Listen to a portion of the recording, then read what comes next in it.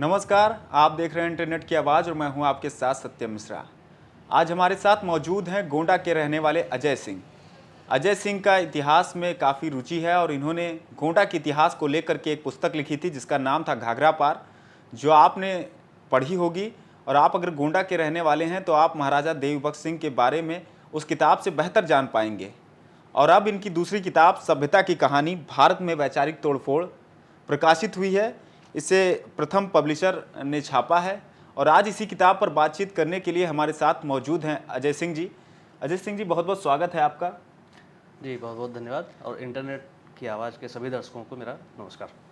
सबसे पहले हम जानना चाहेंगे कि क्या है ये सभ्यता की कहानी, भारत में वैचारिक तोड़फोड़ जिसे एक साजिश भी करार दिया गया है और ये उसी की एक तहरीर है।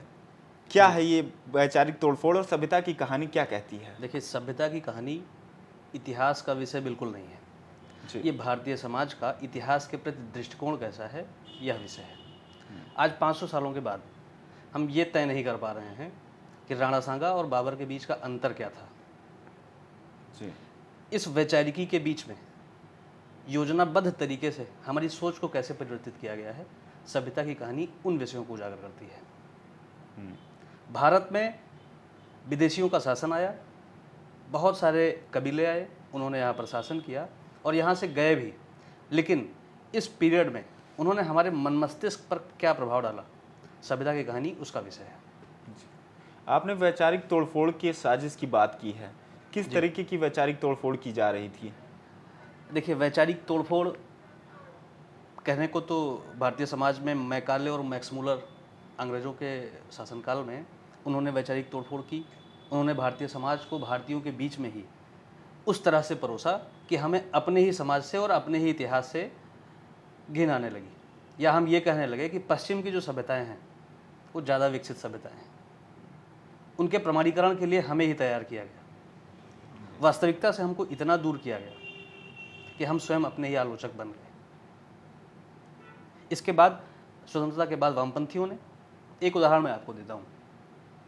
स्वतंत्रता के बाद 70 के दशक में केजीबी के एक एजेंट थे जो रशियन दूतावास में दिल्ली में काम कर रहे थे। 70 के दशक में एक दिन वो मूवी देखने के बहाने गए और वहाँ से गायब हो गए। यूरी बेजनेव उनका नाम था। गायब होने के बाद वो फिर कनाडा में प्रकट हुए और उन्होंने प्रेस कॉन्फ्रेंस दी। प्रेस कॉन्फ्रेंस में उन्होंने बताया कि भारत में वामपंथी और उनके आका, उस समय की रशियन गवर्नमेंट,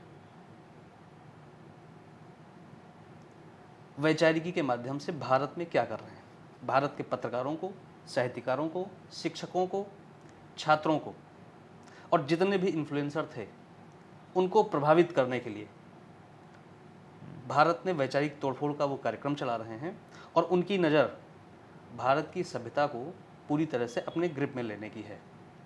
यूरी बेजनेव की इस प्रेस कॉन्फ्रेंस पर अगर भारतीय समाज उस समय आंखें खोल रहा होता तो हंगामा कट गया होता, लेकिन इस पर बहुत बातें ध्यान नहीं की गई। ठीक है।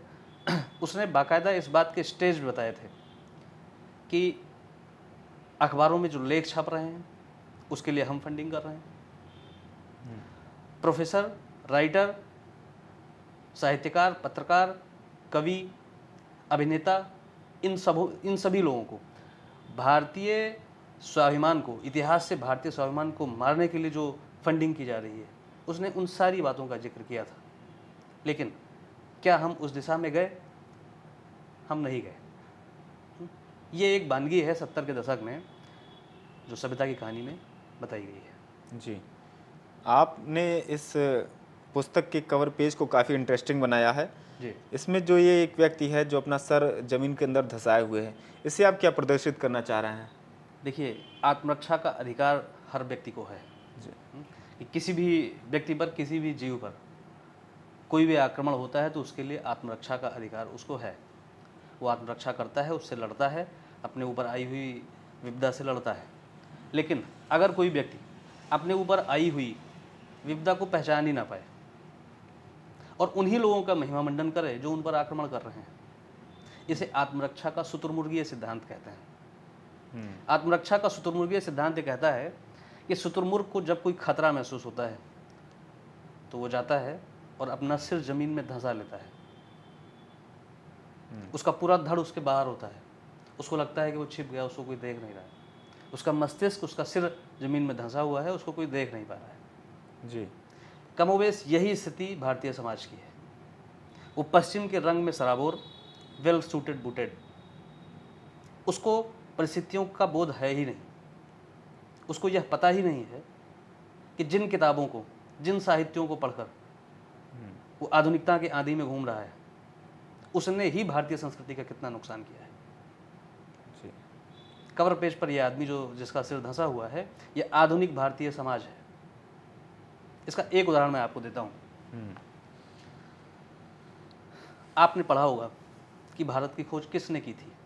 हाँ, 150 करोड़ की आबादी, 150 करोड़ की आबादी से पूछा जाए तो वो कहेंगे कि वास्को डी गामा ने। जी।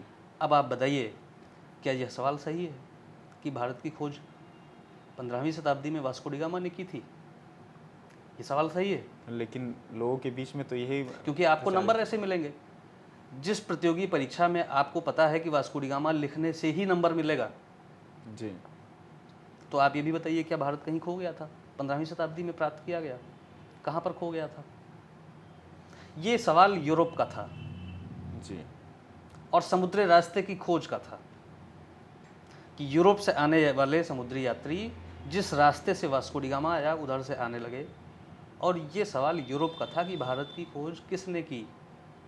भारत में भारत की खोज किसने की? अगर भारत की पीढ़ी ये पढ़ रही है तो ये तो हंसी का पात्र होने वाली बात है। इस दृष्टिकोण की बात मैं कर रहा हूँ। क्यों ऐसे दृष्टिकोण सामने लाए गए? देखिए, जो भी लोग बाहर से आए, जी, उनका उद्देश्य भारत पर अपना वैचारिक नियंत्रण था, उनके धार्मिक उद्देश्य थे। चाहे मुस्लिमों का आक्रमण हो और चाहे उसके बाद मिशनरी शासन, वो सभी धार्मिक उद्देश्य के कारण आए। वास्को डी गामा जब भारत में आया था, उस समय जो रोमन कैथोलिक चर्च की सुप्रीम एजेंसी है, उसको उनका भाई, उनके धर्मगुरु पोप, जी, वेटिकन सिटी में जो उनका रोमन कैथोलिक चर्च के जो सबसे बड़े धर्मगुरु हैं, पोप अलेक्जेंडर सिक्स्थ, उन्होंने एक फतवा जारी किया था। और उस फतवे में उस समय की जो ज्ञात दुनिया थी, उसको उन्होंने दो भागों में बांटकर स्पेन और पुर्तगाल को ये जिम्मेदारी दी थी, स्पेन और पुर्तगाल के राजा को, कि इस दुनिया का ईसाईकरण करना आपका कर्तव्य है। और इसी धार्मिक उद्देश्य को लेकर ईसाई और मिशनरी पूरी दुनिया में फैले। सबसे पहले यहाँ पुर्तगालियों का आना हुआ, वास्को डी गामा आया, लेकिन उसके बाद के भी जो जत्थे आए इंग्लैंड से, फ्रांस से, वो सभी पोप अलेक्जेंडर सिक्स्थ के उस फतवे को इग्नोर नहीं कर पाए। जी, हम ये पढ़ते आ रहे हैं कि उनके उद्देश्य व्यापारिक थे। तो फिर इंटर क्विटेरा नाम का वो फतवा है, अभी भी गूगल पर बड़ी आसानी से मिल जाएगा आपको, कि उस फतवे के कारण ही ईसाई राजाओं का पहला काम पूरी दुनिया का ईसाईकरण करना हो गया था। इसके बदले अगर आपको पैसा भी मिल रहा है, भारत का वैभव भी आपको मिल रहा है, उसका दोहन करने की अथॉरिटी मिल रही है, आपके लिए तो ये सोने सुहागा वाली बात हो गई। उन्होंने अपना शासन स्थापित करने के लिए यहाँ की संस्कृतियों को क्रिटिसाइज करना और अपने लिविंग स्टैंडर्ड को बेहतर दिखाना उनका धर्म था। भारत में जिस तरीके से बीते कई शताब्दियों में जो विदेशी आक्रमण हुए हैं जी, उसमें भारत का प्रतिरोध आप किस तरीके से देखते हैं? देखिए, भारत का प्रतिरोध, पर्शियन एम्पायर इस दुनिया का सबसे बड़ा एम्पायर था। हम आपको 500 ईसा पूर्व लेकर चलते हैं। जी, साइरस ग्रेट पर्शियन का शासक था, और साइरस के समय में रोम, एथेंस और यूरोपियन सभ्यताएं ईरान से जाकर पूरे यूरोप को पीटा करता था। साइरस के बाद डेरियस ने, उसके बाद जक्सिज ने। पर्शियन एम्पायर के आगे पूरे यूरोप की, पूरे मिडिल ईस्ट की किसी की ना चली। वो इतना बड़ा साम्राज्य था। लेकिन इसी से सटा हुआ भारतीय साम्राज्य, साइरस कभी भी इधर सफलता नहीं पाया। साइरस ने कुछ आक्रमण भारत पर किए, लेकिन भारतीय समाज उस समय इतना मजबूत था कि साइरस को वापस लौट जाना पड़ा। जबकि पर्शियन का जो साम्राज्य था वो भारतीय सीमा से बिल्कुल सटा हुआ था, और रोम और एथेंस उनसे बहुत दूर थे। उसके बाद अलेक्जेंडर आया, जिसने पूरे यूरोपियन का बदला लिया पर्शियन से। उसने अपने सैन्य अभियान एथेंस से, रोम से, मैसेडोनिया का वो शासक था वहाँ से चला, और बीच में जितनी भी सभ्यताएं आई, जितने भी शासक और साम्राज्य आए, 8,000-9,000 किलोमीटर के एरिया में, उसने सभी को पराजित कर दिया। लेकिन जब उसका मुकाबला भारतीय राजाओं से हुआ तो सीमावर्ती क्षेत्र के राजा पोरस से ही उसको हार कर जाना पड़ा। जी। आप अगर अलेक्जेंडर ग्रेट और सिकंदर महान की कहानियाँ किताबों में नहीं पढ़ेंगे और हाई स्कूल के प्रश्न पत्र में लिख कर नहीं आएंगे तो आपके नंबर कट जाएंगे। इसलिए आपका ये धर्म हो गया है कि सिकंदर को महान लेकिन कहना कई पड़ेगा। इतिहासकारों का भी ये मानना है कि सिकंदर ने पोरस को बंदी बनाया और उसके बाद उनको जाने दिया। सिकंदर का चरित्र उसके सैन्य अभियान के 8-9 हज़ार किलोमीटर के सैकड़ों साम्राज्यों और राजाओं को हराने का है, और जिस तरह का चरित्र उसने सैकड़ों राजाओं को हराने के बाद दिखाया है, अचानक उसके हृदय परिवर्तन के कारण क्या थे। और अगर उसका सपना विश्व विजेता होने का ही था तो इतने लंबे सफर के बाद सबसे आखिर में जब वो भारत में पहुंचा तो वापस होने के क्या कारण थे? ये तो बहुत जेन्युइन सा प्रश्न है। चूंकि भारतीय समाज अपने नायकों को प्रदर्शित करने का काम नहीं करता, अपने जीते हुए नायकों को, और यूरोप अपने हारे हुए नायकों को सिर पे उठाए घूमता है। ये हमारे और यूरोपियन समाज में अंतर है, और यही अंतर वैचारिक तोड़फोड़ का है, यही अंतर वैचारिकी का है। हमारे स्वाभिमान को मारने के लिए ऐसा किया जा रहा है। हम उनमें से ये तर्क निकाल ही नहीं पा रहे। हमें इन तर्कों को रखकर यह सिद्ध करना चाहिए कि अलेक्जेंडर का 8,000-9,000 किलोमीटर का सैन्य अभियान भारतीयों ने रोका था। अलेक्जेंडर की ही बात नहीं, अलेक्जेंडर के बाद शकों ने आक्रमण किया, और शक वो जाति थी जिनका आतंक पूरी दुनिया में था। यूरोप से लेकर मिडिल ईस्ट तक और चाइना, रसिया तक शकों का आक्रमण था। और शक बर्बर जातियां थीं, जनजातियां थीं, उनकी कोई विकसित सभ्यता नहीं थी।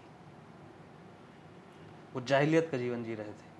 कबीलाई लोग इकट्ठा होकर लोगों को मार रहे थे, लूट रहे थे, काट रहे थे। उन पर नैतिक नियंत्रण करने का काम विक्रमादित्य के शासन में हुआ, भारत ने किया। शकों के बाद हूणों से इस दुनिया को बहुत तकलीफ हुई। चीन की प्राचीन दीवार और इतनी लंबी दीवार हूणों के आतंक से बचने के लिए बनाई गई थी। भारत ने कोई दीवार नहीं बनाई, भारत ने मुकाबला किया जी, और हूणों के आतंक से पूरी दुनिया को बचाया। इसीलिए भारत को जगत गुरु की संज्ञा दी गई है। इस दुनिया में कहीं भी पीड़ित और शोषित के लिए अगर कोई शेल्टर देने का काम किसी सभ्यता ने किया है तो भारत ने किया है। आज भी यहूदी इस दुनिया में कुल 1 करोड़ हैं, जो इजराइल और आसपास, और इजराइल का इस्टेब्लिशमेंट भी अपनी आज़ादी के आसपास ही हुआ है। उसके पहले यहूदी इस दुनिया में छिपे हुए थे। सबसे ज़्यादा यहूदी अगर कहीं छिपे हुए थे तो भारत में। जब कभी ईसाइयों ने यहूदियों पर नरसंहार किए, वो चाहे पहली शताब्दी से लेकर जीसस क्राइस्ट के बाद, ईसा मसीह के बाद, और चाहे फिर हिटलर ने किए, भारत ही यहूदियों की शरणास्थली बना रहा है। और यही कारण है कि भारत और इजराइल के एक संबंध नैसर्गिक हैं। इसके कुछ सालों के बाद, कुछ 100 सालों के बाद, पारसी इस दुनिया का सबसे बड़ा साम्राज्य हुआ करता था। इस दुनिया के सबसे ज़्यादा अनुयायी एक समय में पारसी धर्म के थे। लेकिन 6वीं शताब्दी में, 7वीं शताब्दी में इस्लाम के प्रभाव में पारसी खत्म हो गए। उनकी शरणस्थली भारत बना। आज इस दुनिया में 1 लाख पारसी पाए जाते हैं, जिसके 80%, 90% पारसी, 80-90 हज़ार पारसी भारत में ही पाए जाते हैं। अपनी इसी आभा के कारण भारत इस दुनिया का पथ प्रदर्शक था, पीड़ित, शोषित और वंचित लोगों की रणस्थली था। इस दुनिया में जब कभी किसी को कोई तकलीफ हुई तो उनको एक ही जगह याद आई कि अगर हम भारत पहुंच जाएंगे तो वहाँ पर सुरक्षित रह जाएंगे। आज भी पारसी 150 करोड़ की आबादी में 1 लाख पारसी निर्भीक होकर अपना जीवन व्यतीत कर रहे हैं, उनको कभी भी भय नहीं लगा। आज भी इजराइल के सबसे प्राचीन यहूदियों के जो समूह हैं वो भारत में रह रहे हैं, नॉर्थ ईस्ट में, उनको कभी असुरक्षा की भावना महसूस नहीं हुई। जी, सबसे ज़्यादा जो नुकसान भारत को हुआ, क्या वो मुगलों के आक्रमण से हुआ या फिर अंग्रेजों ने जब भारत पर शासन किया उस वक्त सबसे ज़्यादा नुकसान भारत को हुआ?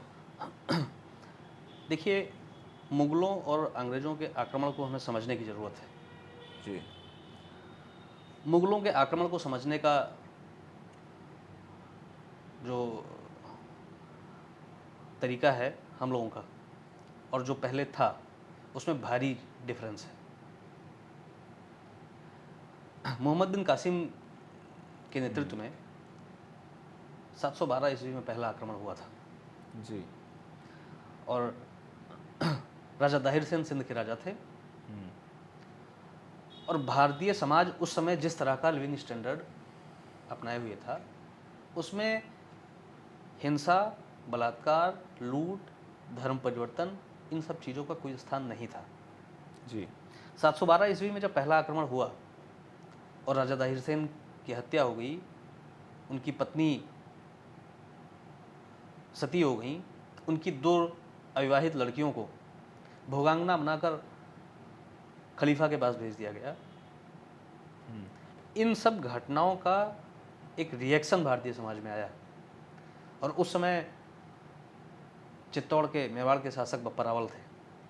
उनके नेतृत्व में भारतीय राजाओं ने एक संघ बनाया और जो अरब से आक्रमणकारी आ रहे थे उनके विरोध में सैन्य अभियान चलाए।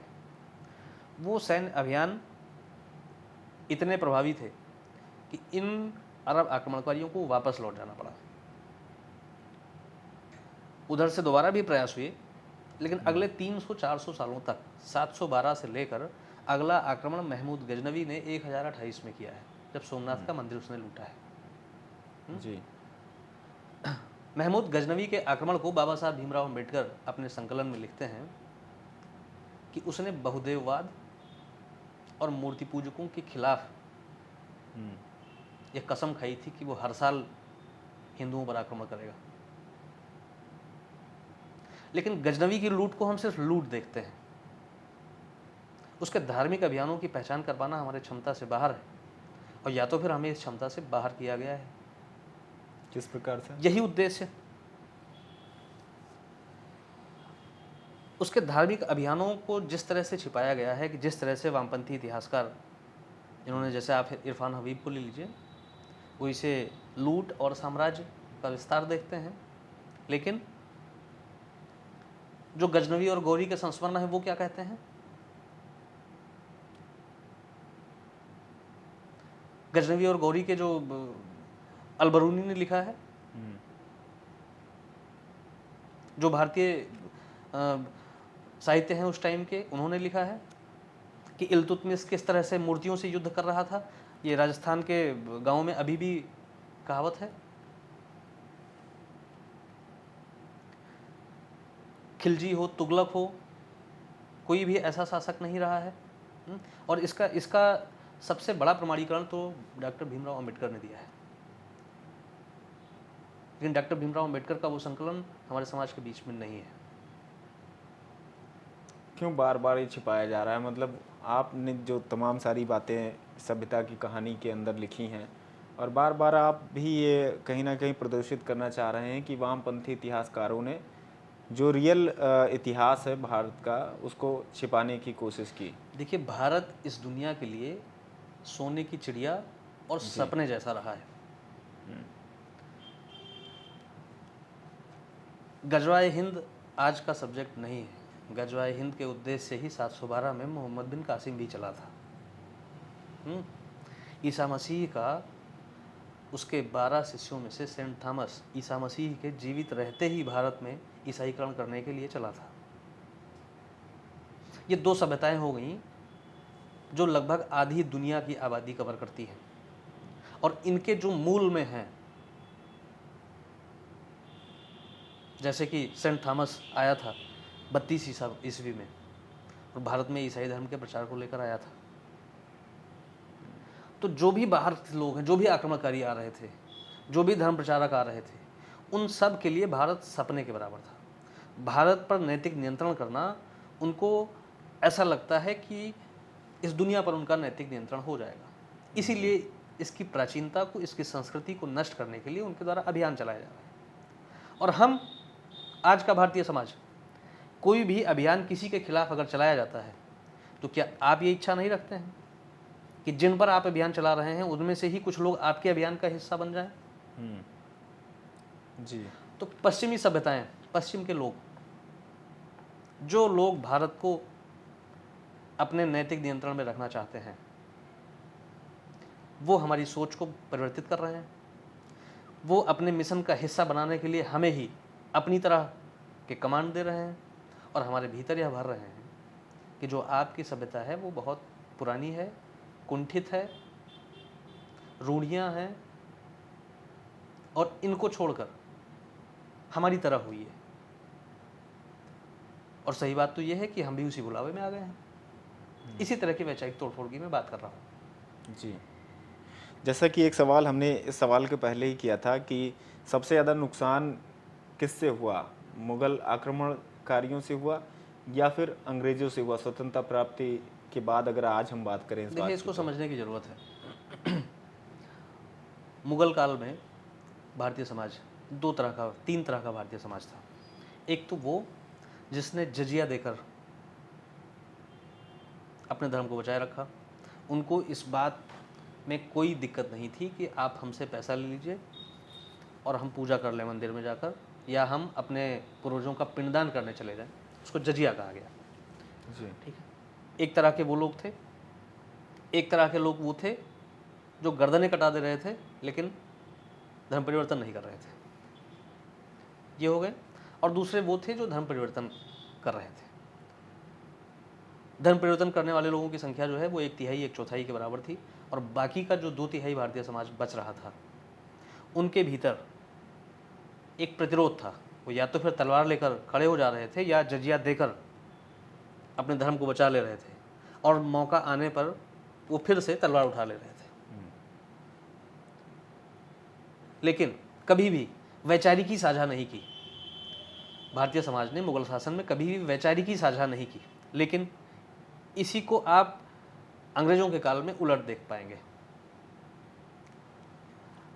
मिशनरी शासन में ऐसा हुआ कि अंग्रेजों ने अपनी वैचारिकी को हमसे बेहतर बताकर अपनी वैचारिकी ही हमसे साझा करवा दी, और राजा राम मोहन राय जैसे लोग कृपा पात्र होकर ब्रिटिश क्राउन के सामने खड़े होकर ये कहने लगे कि माई बाप आप ही हमें सुधारिए, आपके सुधारने से ही हम सुधरेंगे।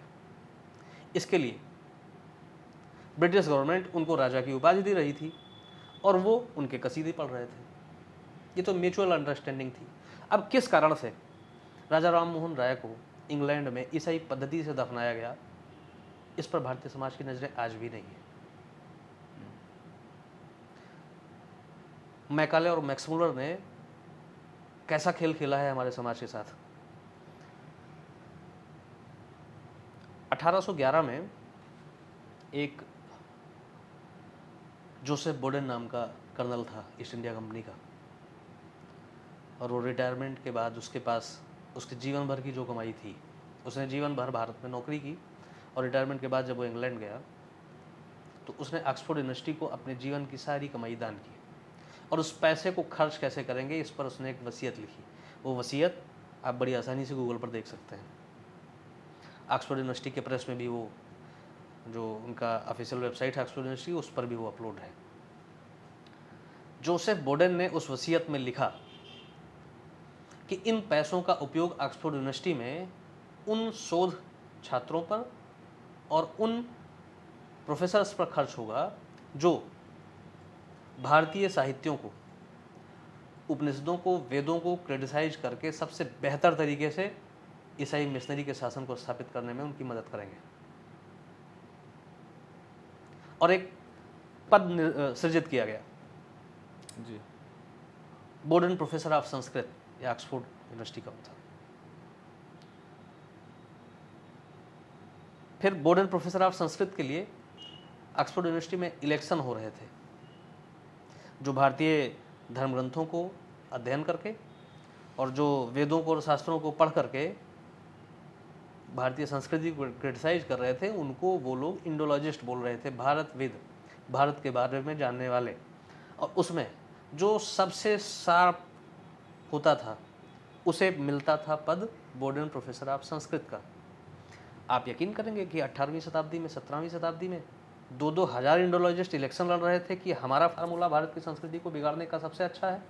ये इलेक्शन मैक्स मूलर भी लड़ा था और मैक्स मूलर इलेक्शन हार गया था। जी, मोनियर विलियम्स उसके दूसरे अधिष्ठाता थे, H.H. विल्सन सबसे पहले थे बोर्डन प्रोफेसर ऑफ चेयर के। H.H. विल्सन का मानना था कि बोर्डन प्रोफेसर ऑफ संस्कृत का पद इस उद्देश्य से बनाया ही गया है, उन्होंने अपनी किताबों में लिखा हुआ है कि भारत की संस्कृति को, वहाँ के लोगों को परिवर्तित करके हमें उनका कैसे ईसाईकरण करना है।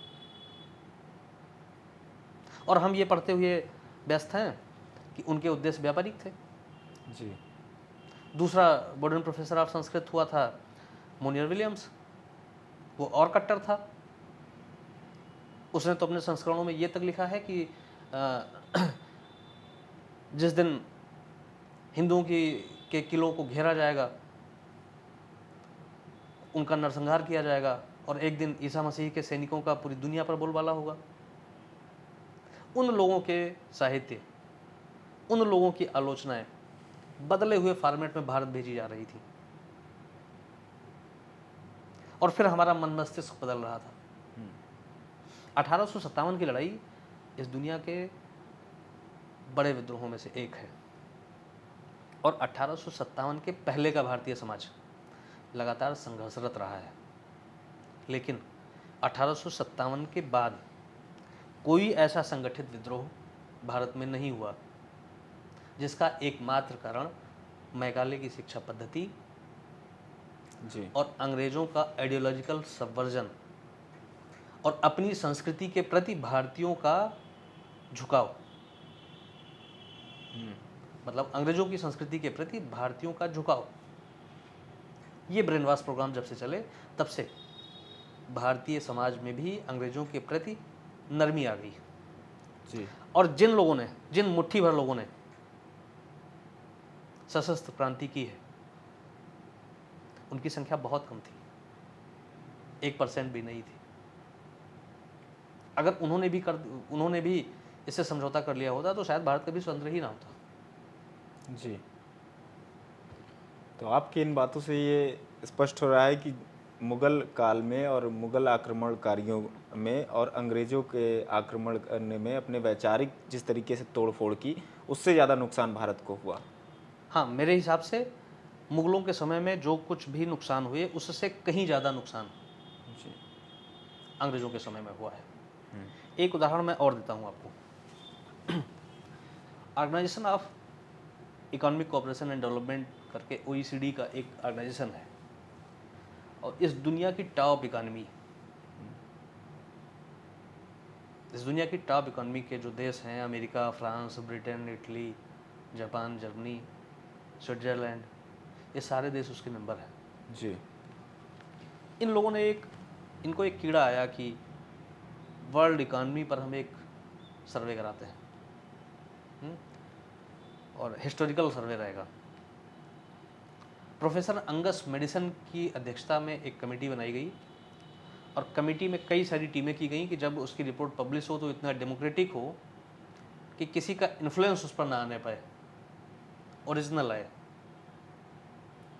आप बिलीव करेंगे कि जब उसकी रिपोर्ट पब्लिश हुई, पहली सेंचुरी से लेकर 21वीं सेंचुरी तक विश्व की अर्थव्यवस्था पर जो रिपोर्ट पब्लिश हुई उसमें कौन लीड कर रहा था? उसमें भारत लीड कर रहा था। प्रोफेसर अंगस मेडिसन की रिपोर्ट गूगल पर पड़ी हुई है, कोई भी भारतीय देख सकता है, पूरी दुनिया देख रही है। जी। पहली शताब्दी से लेकर 10वीं शताब्दी तक हम टॉप इकोनॉमी थे। हम टॉप इकोनॉमी थे। 34% की वर्ल्ड जीडीपी के शेयर के साथ हम लीड कर रहे थे। जी। उसके बाद भारत में मुगलों का आक्रमण शुरू हुआ, हमारी इकोनॉमी थोड़ा रिड्यूस हुई, और होते होते उन्होंने दूसरी रिपोर्ट दी है, मतलब दूसरा असेसमेंट उनका रहा है 1757 में प्लासी के युद्ध के दौरान। उस समय भारत की इकोनॉमी कैसी थी?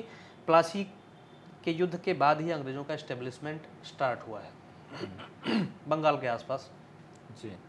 1757 में पूरे भारत में नहीं थे, वो बंगाल के आसपास थे, बंगाल पर उनका नियंत्रण हुआ था। उस समय भारत की इकोनॉमी 24% वर्ल्ड जीडीपी के शेयर में थी। जी। और जबकि इन दौरान और तमाम सारे 1757 युद्ध के भी बाद, हुए थे। जबकि इस दौरान जी। दुनिया के जितने भी हिस्टोरियन हुए हैं, जैसे सैमुअल पी हंटिंगटन, प्रोफेसर रमेल ने इस दुनिया में नरसंहार का अध्ययन किया है, डेमोसाइड, मेगा मर्डर्स, जेनोसाइड। और प्रोफेसर हवाई यूनिवर्सिटी के प्रोफेसर हैं, प्रोफेसर रमेल का मानना है कि भारत में इस्लामिक शासन में जितनी क्रूर हत्याएं हुई हैं, इतनी हत्याएं और कहीं नहीं हुई हैं। ये उनका मानना है। उस टाइम भी भारत की इकोनॉमी रिड्यूस तो हुई, लेकिन कोलैप्स नहीं की। उसका कारण एक था कि भारतीय समाज उनसे संघर्ष कर रहा था, और संघर्ष का जो जज्बा था वो हमारे वैभव को नष्ट तो कर रहा था, लेकिन हम पुनः निर्माण भी कर ले रहे थे। जी। अंग्रेजों के समय में हमारा वो जज्बा घट गया, और मिशनरियों ने, अंग्रेजों के शासन ने हमारे शरीरों में जो अपनी आत्माएं उतारी, इसके कारण से हमने उनको बेरोक टोक भारत की संपदा को लूटने दिया। और जहां 1757 में भारत की इकोनॉमी 24% के साथ वर्ल्ड जीडीपी में थी, 1901 में 1.5% पर औंधे मुंह गिर पड़ी। इतना बड़ा अंतर। इन 150 सालों में, जी। जैसे किसी भी ऑपरेशन के पहले डॉक्टर शरीर में सुन का इंजेक्शन लगा दिया करता है, इन 150 सालों में अंग्रेजों ने ऐसा सुन का इंजेक्शन लगाया कि भारतीय समाज पूरी तरह से बेरोक टोक उनको लूटते देता रहा। इतना ही नहीं, हमारे ही समाज से उनको लूटने का भी तंत्र मिला। हम उनके लूट में उनके सहायक हो गए। जी। हमने उनकी नौकरियां कर ली, और ये गिरा हुआ स्वाभिमान और स्वाभिमान को तोड़ने का काम अंग्रेजों ने स्टार्ट किया था, जो उनका फार्मूला बिल्कुल से फिट था। जी। इसके बाद वामपंथियों की नजर आई, वामपंथियों ने और स्वाभिमान गिराया। डिमोरलाइजेशन के लिए उन्होंने किताबें छापी, फिल्में बनाई, संगीत लिखाए, अखबार छापे, और भारत का स्वाभिमान गिरता चला गया। जी। आप बताइए, प्राचीन भारत की जो सीमाएं हैं, या प्राचीन भारत की जो सीमाएं थीं, आज की भारत की सीमाओं पे कितनी परिवर्तित हैं? क्या 150 करोड़ की आबादी में से किसी भी भारतीय में उन सीमाओं को खोने का प्रायश्चित पाया जाता है, पश्चाताप पाया जाता है, वो पीड़ा पाई जाती है? अगर नहीं पाई जाती है तो क्या अमेरिका का आदमी उस पीड़ा को लिए टहलेगा? जी। और अगर नहीं है, पूर्व में हुई गलतियों को और पूर्व में पाई हुई पीड़ा को अगर हम महसूस नहीं करेंगे, तो भविष्य में आने वाली जो समस्याएं हैं, जो पीड़ा भविष्य में लोग देते चले जा रहे हैं, जी। उनसे हम कैसे लड़ेंगे? भारत में हुई वैचारिक तोड़फोड़ की ये कहानी है। जी। गुप्त काल को आपने स्वर्णिम काल बताया है भारत का अपनी इस पुस्तक में। किस तरीके से स्वर्णिम काल था ये भारत का? गुप्त काल को भारत का स्वर्ण युग इसलिए भी कहा जाता है। एक तो गुप्त काल में हमने इस दुनिया की सबसे बर्बर जाति हूणों को से इस दुनिया को बचाया था। जी।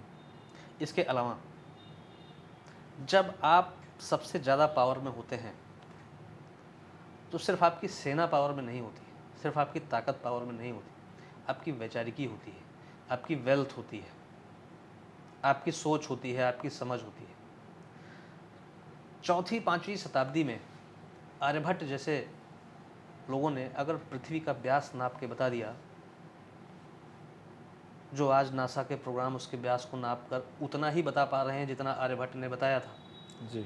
तो आपका समाज कितना वैज्ञानिक था। कालिदास के ग्रंथों में किसी भी समाज का आईना होता है उस समय का साहित्य। अभिज्ञान शाकुंतलम में जो गहराई पाई गई है वो आज के साहित्यों में क्या गहराई पाई जा रही है। पंचतंत्र इस दुनिया का जी। सबसे प्रसिद्ध नाटक है जो 4वीं शताब्दी में लिखा गया है। और ये बात मैं नहीं कह रहा हूं, आर्थर विलियम राइडर ने कही है।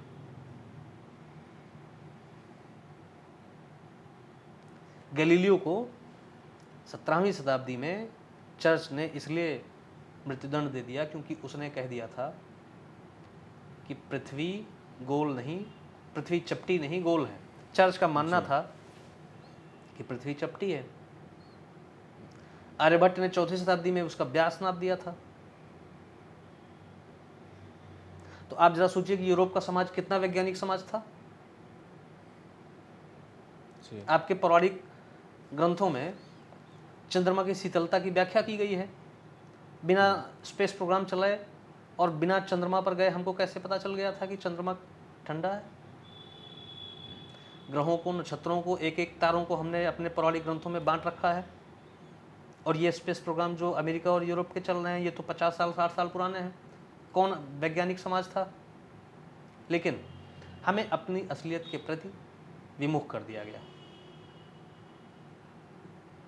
और हम यूरोप पर और पश्चिमी सभ्यताओं पर डिपेंड होते चले गए। जी। विक्रम बेताल जो हम लोगों ने टीवी पर देखा है, जिसका नाट्य रूपांतरण, ये उस टाइम का लिखा ग्रंथ है। जी। तो अगर उस समय के समाज में इतनी गहराई पाई जा रही थी, जिस समय यूरोप पूरी तरह से, पश्चिम की सभ्यताएं पूरी तरह से पशुओं का जीवन जी रही थी, कबीलाई जीवन जी रही थी, इस कंपैरिजन में उसको जीवन जी रही थी, कबीलाई जीवन जी रही थी, इस कंपैरिजन में उसको भारत का स्वर्ण युग कहा गया है। जी। कहीं ना कहीं अंग्रेजों को इस बात का भी क्रेडिट जाता है कि उन्होंने सती प्रथा और बाल विवाह जैसे कुप्रथाओं को समाप्त किया। इसको कैसे देखते हैं आप? देखिए, अंग्रेजों को ये क्रेडिट जाता नहीं है जी। अंग्रेजों को ये अभियान चलाना था कि हम आपके उद्धार के लिए यहाँ पर आए हुए हैं, और इसमें वो हमारे ही समाज को सहायक बना रहे थे इसके प्रमाणीकरण के लिए। सती, ठीक है, ये मान्यताएं हैं कि सती प्रथा को समाप्त करने का कानून, मान्यताएं क्या, कानून भी उन्होंने ही बनाया था, ये बात ठीक है जी। लेकिन क्या हमें इन कारणों पर जाना उचित नहीं है कि सती प्रथा की शुरुआत क्यों हुई थी?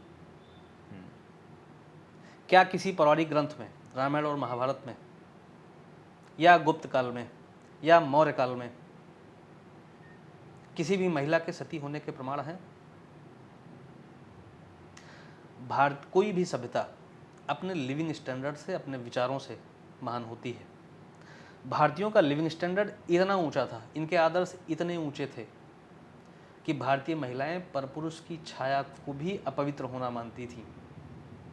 अब जब पश्चिम से आए कबीलाई लोगों ने, जाहिलों ने मुगल काल में महिलाओं की अस्मिता लूटना शुरू किया, उनके साथ बलात्कार जैसी घटनाएं होने लगी, तो भारतीय महिलाओं ने अपने ऊंचे आदर्शों को बचाने के लिए प्राण त्याग दिए। इसके लिए सती प्रथा की शुरुआत की। उनके लिए प्राण दे देना कोई बड़ी बात नहीं थी, उनके आदर्श उनके लिए बहुत बड़े थे। इस पर तो महिलाओं के त्याग के लिए उनको जो है, उनका तो स्वर्णिम बलिदान है। अब कालांतर में अगर इसने परंपरा का रूप ले लिया, जी, मुगल काल से हम मराठा काल में आ गए और मुगलों को हमने पिछाड़कर अपने स्वाभिमान को फिर से पुनर्स्थापित कर लिया, लेकिन ये परंपरा नहीं रुकी। कभी आवश्यकता थी अपने आदर्शों को बचाने की तो हमने ऐसा किया था, लेकिन आज उसने परंपरा के माध्यम से अकारण ही हम सती हो रहे थे। जी। तो भारतीय वैचारिकी को इस पर चर्चा करनी चाहिए थी कि हमने इस आवश्यकता से इसको किया था और अब इसको हमें रोक देना चाहिए। जी। भारत में ऐसे भी उदाहरण थे जिनको आदर्श मानकर सती प्रथा को रोका जा सकता था। जी। शिवाजी की माताजी जीजाबाई विधवा थीं। बाजीराव भल्लाड़, बाजीराव पेशवा की माताजी विधवा थीं।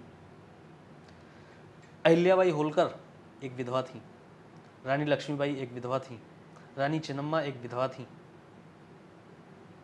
इन आदर्शों को भी मानकर भारत में सती प्रथा को रोका जा सकता था। जी। लेकिन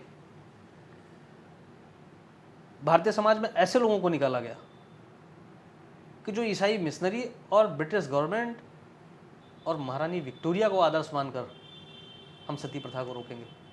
अगर आपने अपने आदर्शों को मानकर रोका होता तो शायद आपका भारतीय समाज कहीं और होता। जी। आपने अपना स्वाभिमान खोया।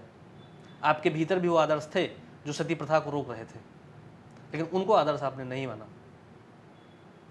इसके लिए अंग्रेज आपको पुरस्कृत कर रहे थे और आप अंग्रेजों के लिए खड़े होकर एक प्रेयर कर रहे थे कि आप हमारी कुरीति बंद कर दीजिए। बाल विवाह और कन्यावध,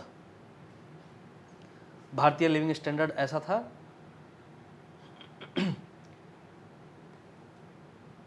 कि महिलाओं के आदर्श इतने ऊंचे थे कि एक बार अगर उनसे किसी ने दुराचार कर लिया तो आत्महत्याएं कर लेती थी। उनसे पुनः विवाह संभव नहीं था। इसी को बचाने के लिए बाल विवाह ही, एक बार अगर किसी बच्ची की शादी हो गई तो वह ससुराल का धन हो गई। उसके साथ उसकी ससुराल कैसा भी व्यवहार करे, हमने विवाह कर दिया।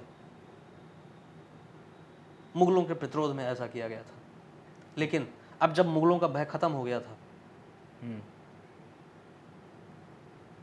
तो इस पर भारतीय समाज को विचार करके बाल विवाह का समापन करना चाहिए था। लेकिन हमें तो इस बात का शौक आ गया कि हम अंग्रेजों को आदर्श मानकर ऐसा करेंगे। जी। इसमें प्रथा तो बंद हो गई, लेकिन हमने अपने आदर्शों को खो दिया। हमने पश्चिम के आदर्शों पर अपनी कुरीति को बंद किया। उस कुरीति को बंद किया अंग्रेजों ने, यह बात ठीक है। लेकिन उसके लिए उन्होंने यह बता दिया कि आप हमारे आदर्शों को मान लीजिए। जी। हम, वो प्रथा शुरू क्यों हुई थी? भारतीय महिलाओं का बलिदान, सती प्रथा, उन बलिदानों को, स्वर्णिम बलिदानों को कहने के बजाय हम उसको कुरीति कहने लगे। बस इतना सा ही अंतर था।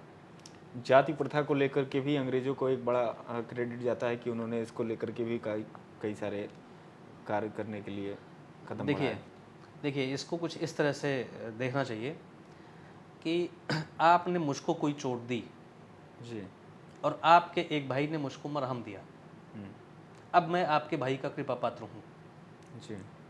लेकिन आपके भाई से जो संबंध है वो नैसर्गिक है। ये कुछ इस तरह की कहानी है। भारत में वेदों का प्रशिक्षण, वेदों के प्रशिक्षित लोग, जाति पाति की कोई स्थिति अंग्रेजों के आने के पहले थी ही नहीं। मुगलों के आने के पहले तो बिल्कुल भी नहीं थी। जी। मुगलों के आने के बाद मानव व्यापार करना अरब से आया, गुलाम रखने की परंपरा, और जिन लोगों ने धर्म परिवर्तन न करने की शर्त पर कुछ भी करना एक्सेप्ट किया, उनका मुगल शासन में शोषण हुआ और उसकी परंपरा जो आई वो ऊंच नीच और जात पात की आई। जी। इसमें जो मील का पत्थर वाले काम है वो अंग्रेजों ने किया, जातिगत आंकड़े इकट्ठे करके। आप यकीन मानेंगे कि जिस भारतीय समाज ने ग्रहों और नक्षत्रों को और पृथ्वी का व्यास नाप दिया 4वीं शताब्दी में, उन भारतीयों की गणना नाक की ऊंचाई और नाक की चौड़ाई के आधार पर की जा रही थी। या आप गूगल पर भी चेक कर सकते हैं। हर्बर्ट रिस्ले नाम के आदमी ने बंगाल के आसपास पहली जनगणना कराई थी 1871 में। और भारत का एक मैप जारी किया गया आगे के दिनों में, और भारत में नाक की ऊंचाई और नाक की चौड़ाई के आधार पर 8 तरह के लोग, जहां से जनगणना की और जातियों की समीक्षा शुरू हुई। इंडोसिथियंस, इंडो मंगोलियन, इंडो आर्यन, इस टाइप का कैटेगरी पहले बनाया गया। जी। 1901 की जनगणना भारत की सबसे सघन जनगणना है, जिसमें सेंसस कमिश्नर को गवर्नर जनरल ने यह आदेश किए थे कि आप उन सभी लोगों का नाम लिखेंगे जो व्यवसाय आधारित हैं। सबसे पहली बार 1901 में भारत की सभी व्यवसाय के आधार पर जो जिनके नाम थे, जो जातियां थीं, उनका डॉक्यूमेंटेशन किया गया।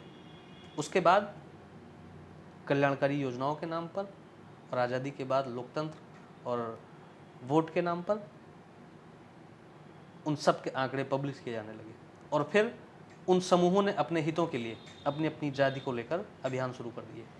आज की कहानी यह है कि भारत का सामाजिक विभाजन पूरी तरह से, जो अंग्रेज अपने समय में नहीं कर पाए थे, वो आज हो रहा है।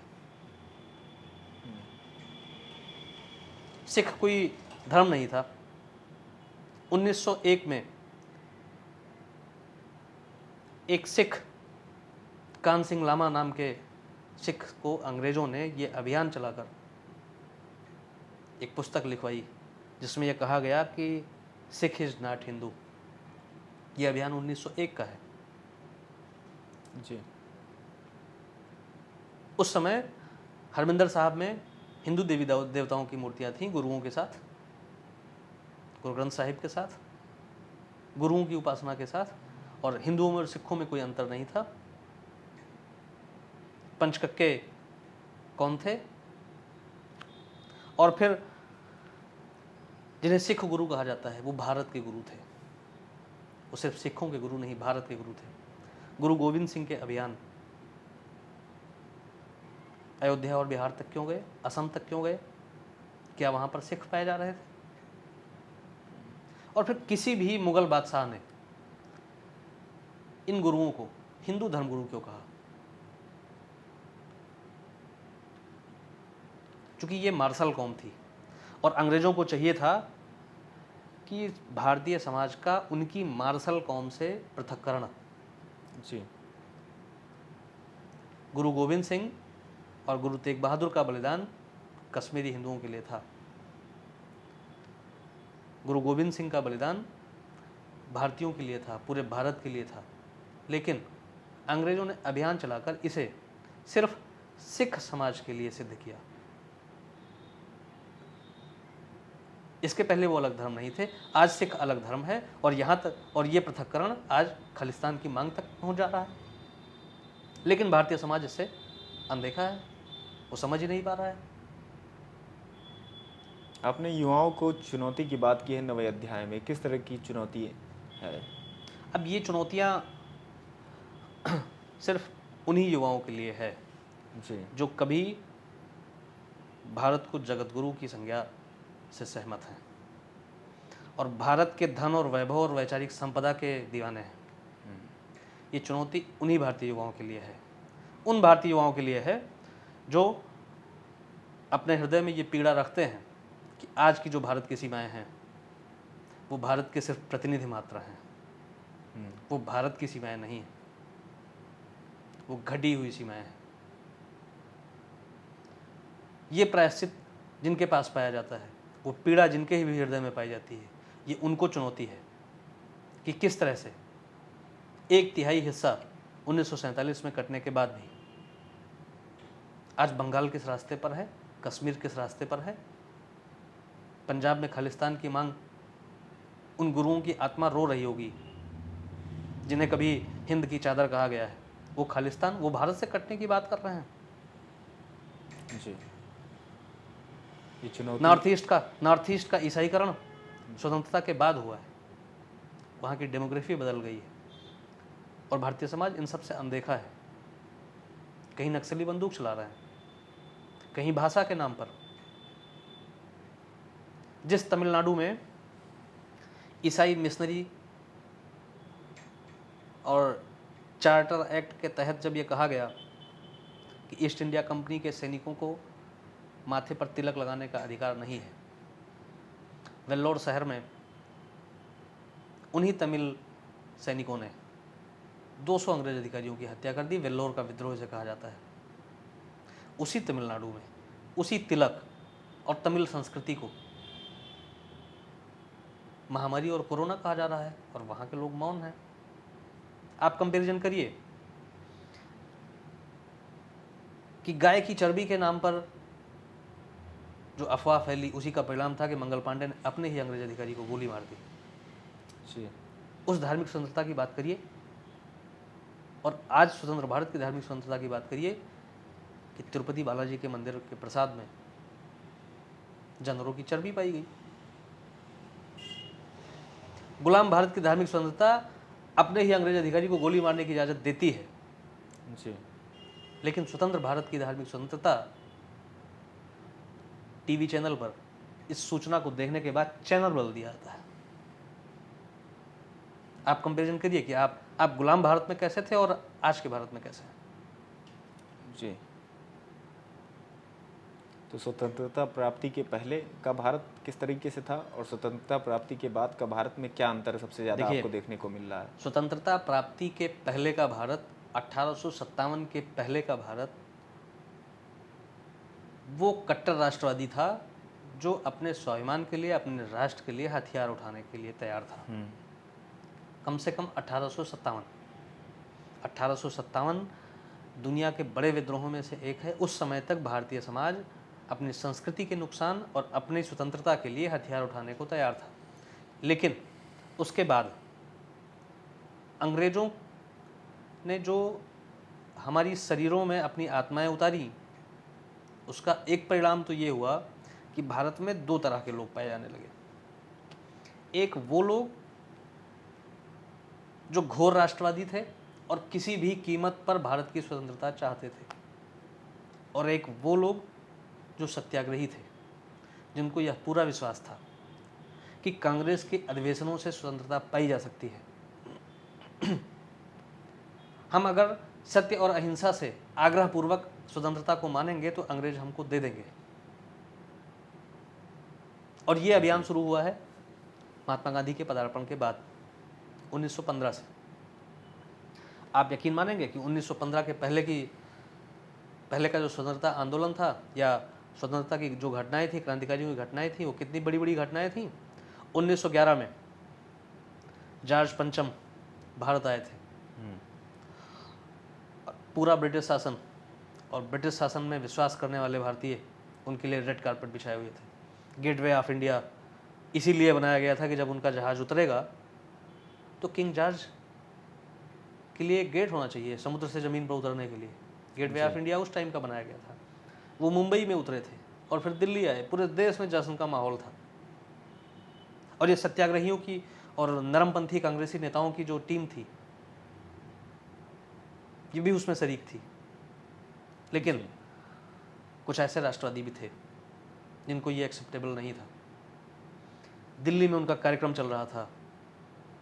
देश के सारे राजे रजवाड़े उनके स्वागत में गए हुए थे, एक चित्तौड़ को छोड़कर। और उसमें रास बिहारी बोस ने एक अभियान चला दिया और गवर्नर जनरल की हार्डिंग की सवारी शोभा यात्रा में निकल रही थी, उस बम फेंकवा दिया। महात्मा गांधी के आने के पहले गवर्नर जनरल पर बम फेंकना, और वो भी जब जॉर्ज पंचम आए हुए हों, ये कितनी बड़ी घटना है।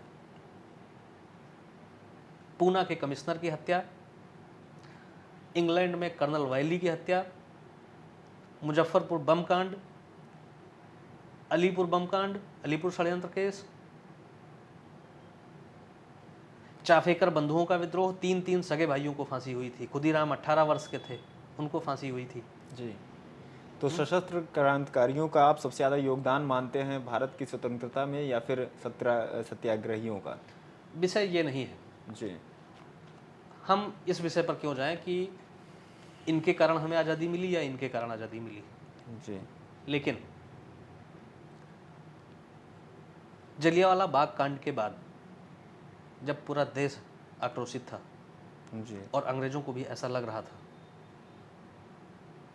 कि अब हमें भारत छोड़कर जाना ही पड़ेगा, जलियांवाला बाग कांड में बहुत बड़ी संख्या में लोग मारे गए थे और उसका आक्रोश पूरी दुनिया में भी था, भारत में भी था, पूरे भारत में था। असहयोग आंदोलन के नाम पर पहले तो सत्याग्रहियों ने उस आक्रोश को मिनिमाइज किया जी। और जब ये सालों तक इसका कोई परिणाम नहीं निकला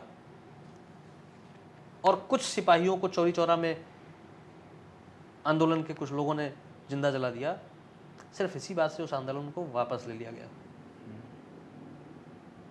अब सवाल ये उठता है कि सत्य, अहिंसा और सत्याग्रह इस देश के लिए ज़्यादा जरूरी था या इस देश के लिए स्वतंत्रता? और सत्य, अहिंसा और सत्याग्रह, जलियांवाला बाग में 2000 लोगों से ज़्यादा को मारा गया था, उनके लिए सत्य, अहिंसा और सत्याग्रह कहाँ गई थी? और उसके बाद आदर्श आज़ादी पर भारी पड़ रहे हैं। भारतीय समाज ये नहीं तय कर पा रहा था कि हमारे लिए आदर्श जरूरी है या आज़ादी। इसके बाद भी कुछ ऐसे राष्ट्रवादी थे जो अपनी जान की परवाह किए बिना वायसराय की विशेष ट्रेन पर बम फेंक रहे थे, भारत से बाहर निकलकर आजाद हिंद फौज बना रहे थे। रास बिहारी बोस जैसे लोग और सचिन नाथ सान्याल जैसे लोग ब्रिटिश सेना में ही विद्रोह कराने की योजनाएं बना रहे थे। ऐसे भी राष्ट्रवादी थे, जी। ऐसे भी राष्ट्रवादी थे कि सुभाष चंद्र बोस एक क्रांतिकारी की लाश कोई लेने वाला नहीं था, और उन्होंने पहले उसका पार्थिव शरीर लिया और वो रोने लगे। सिर्फ इसी कारण से उनको जेल भेज दिया गया। ऐसे राष्ट्रवादी भी थे। वो भारत से बाहर निकले, आज़ाद हिंद फौज बनाई और देश दुनिया में भारत की आज़ादी के लिए संघर्ष किया। जी। फिर भी यह विषय बहुत उचित नहीं है कि सत्याग्रहियों से हमें आज़ादी मिली या क्रांतिकारियों से, लेकिन स्वतंत्रता के बाद या स्वतंत्रता के समय जब अंग्रेज भारत को छोड़कर जा रहे थे, उन्होंने सत्ता दी किसको? जी। जो आग्रहपूर्वक मांग रहे थे उनको, या जो किसी भी कीमत पर चाह रहे थे उनको? अंग्रेजों ने सत्ता उनको दी जो आग्रहपूर्वक मांग रहे थे, कांग्रेस को, उनको सत्ता दी। लेकिन स्वतंत्रता के बाद, उसके बाद की जो सरकारें थीं, उन सरकारों में उन क्रांतिकारियों की धारा पाई जाती है जो घोर राष्ट्रवादी थे? नहीं पाई जाती है। जी। आज़ादी के समय उनको आतंकवादी कहा जाता था, उन क्रांतिकारियों को, और उसके बाद वो फोटो में है। और इतना ही नहीं, जो मौजूद लोकतंत्र है उसमें वो अभी भी हाशिए पर है। स्वतंत्रता के बाद उस धारा का नेतृत्व कांग्रेस की सरकार में रहा ही नहीं, जिन्होंने इस देश के लिए जान की बाजी लगाई थी। और आज़ादी के बाद अभी भी वो दो भारत मौजूद है, जो घोर राष्ट्रवादी है, जो किसी भी कीमत पर भारत की सीमाओं से समझौता नहीं करना चाहता। और वो सत्याग्रहियों की पीढ़ी भी मौजूद है जो विदेशों में जाकर उन घोर राष्ट्रवादियों को हटाने के लिए विदेशों से समर्थन मांगती है। इनको अलग अलग कर पाना भारतीय युवाओं के लिए चुनौती है, और इसी चुनौती की बात मैंने की है। जी। समाप्त करें भैया? फाइनल में कुछ बोलोगे? हाँ, फाइनल में बोलेंगे। बोल दें, समाप्त कर दें। हमें लगता है 1 घंटा से ऊपर चला गया होगा। बहुत फोन आ गया। तो ये है सभ्यता की कहानी, भारत में वैचारिक तोड़फोड़, जिसको लिखा है अजय सिंह ने। आप अभी अजय सिंह जी को ही सुन रहे थे। आप इस पुस्तक को पढ़िए, उसके बाद अपने मत को आप कमेंट के माध्यम से हमारे कमेंट बॉक्स में लिख सकते हैं। अब हमारे साथ बने रहें और देखते रहें इंटरनेट की आवाज़। बस इतना बहुत हमें लगा। इसमें काट पीट लेंगे। बहुत बहुत टाइम, 1 घंटा 1 मिनट का